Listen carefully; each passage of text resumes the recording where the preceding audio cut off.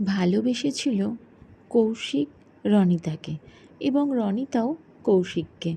ওদের সেই ছোট্টবেলার বন্ধুত্ব, সেই বন্ধুত্ব থেকেই প্রেম এবং ধীরে ধীরে ভালো লাগা, ভালোবাসা সব কিছুই। কিন্তু শুরুটা হয়েছিল বন্ধুত্ব দিয়ে।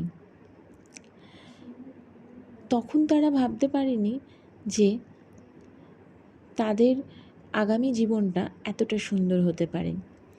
ভালোবেসেছিল ঠিকই, কিন্তু সবসময় তাদের মাথায় আগে যেটা ছিল, দুজনকেই লাইফে সেটেল হতে হবে, তাহলে কোনো বাধাই আর বাধা হয়ে দাঁড়াবে না তাদের সামনে।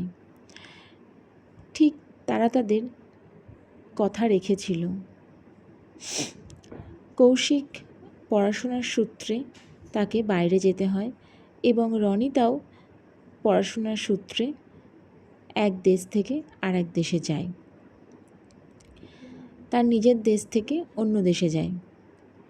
পড়াশোনা কমপ্লিট করে তারা 5 বছর পর আবার নিজের দেশে ফিরে আসে। সেখানেই তারা সেটেল করে।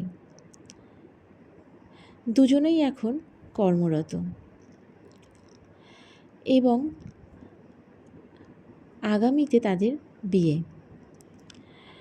ভালোবাসা তাদের মধ্যে ভীষণভাবে ছিল, কিন্তু তার আগে যেটা ছিল বিশ্বাস। দুজন দুজনের হাত ছাড়বে না, এই প্রতিজ্ঞায় তারা দৃঢ় ছিল।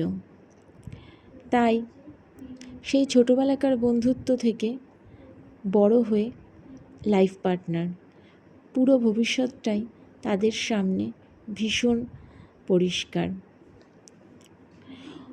অনেক বাধা এসেছে ঠিকই সামনে, কিন্তু তারা ছিল দৃঢ় প্রতিজ্ঞ যে একে অপরের হাত ছাড়ব না।